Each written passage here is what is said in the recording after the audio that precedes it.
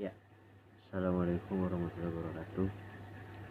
Jadi pada video kali ini saya akan menjelaskan bagaimana sih apa yang sudah saya tuangkan dalam video, apa yang sudah saya tuangkan dalam UAS yang sudah saya kerjakan ini secara cepat dan ringkas saja. Baik, yang pertama, intervensi sosial itu sendiri menurut saya adalah sebuah bantuan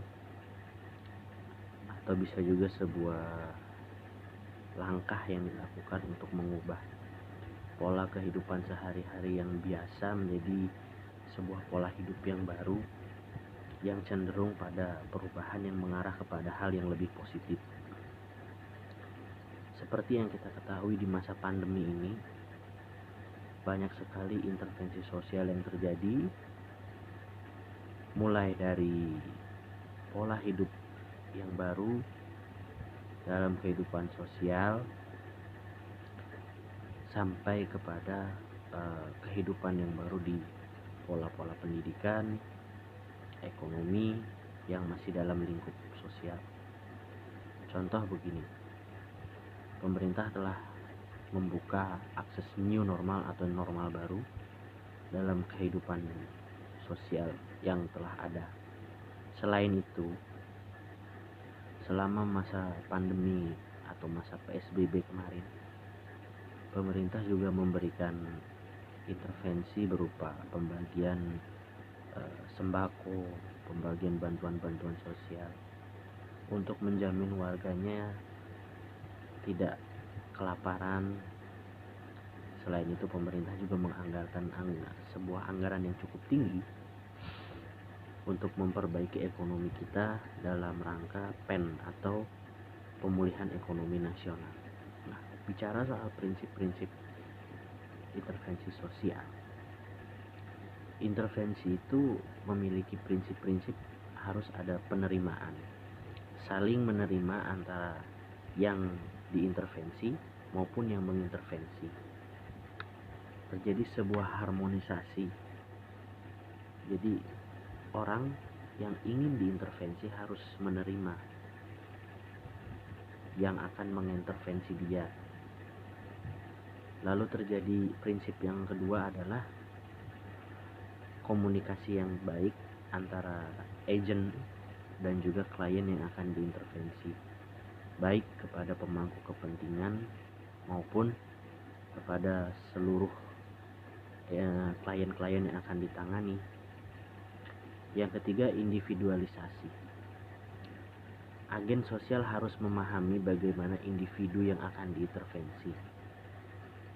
Jadi begini, setiap orang memiliki karakteristik yang berbeda-beda, maka agen dituntut untuk mampu mengintervensi dan mampu merubah tiap-tiap individu menjadi lebih baik.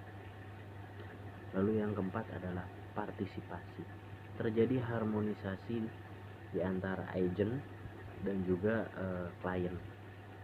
Mereka harus saling berpartisipasi dalam rangka pembangunan menuju arah yang lebih positif. Lalu yang terakhir adalah kerahasiaan. Saling menjaga dalam proses intervensi. Agar intervensi itu lebih mudah, kita harus mengesampingkan ego kita masing-masing, mengesampingkan aib kita masing-masing. Apabila agent mengetahui bahwa klien itu memiliki kekurangan dalam diri klien, baiknya lah kita saling menutupi antara agent dan juga klien. Selain itu, intervensi juga harus memiliki prinsip, yaitu terintegrasi, berkelanjutan, mempertahankan hak-hak asasi. Hak-hak asasi yang telah dijamin dalam undang-undang seperti hak sosial, hak berpolitik, hak memilih dan dipilih, dan yang lain-lain. Lalu berprinsip untuk memberdayakan dan memiliki tujuan jangka panjang yang jelas. Dalam intervensi sosial, kita mengetahui ada beberapa pendekatan-pendekatan yang ada.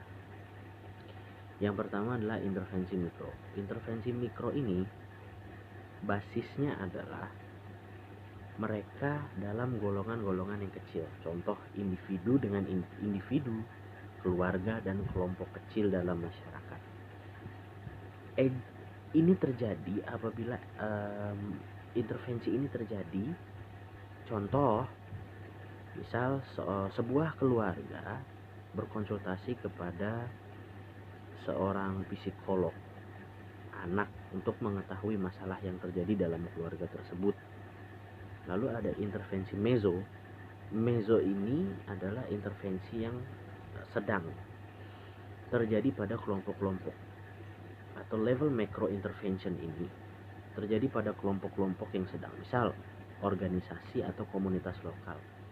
Biasanya terjadi CSR atau Corporate Social Responsibility perusahaan itu memberikan pemberdayaan atau memberikan intervensi kepada teman-teman Karang Taruna ataupun ibu-ibu PKK maupun kader-kader.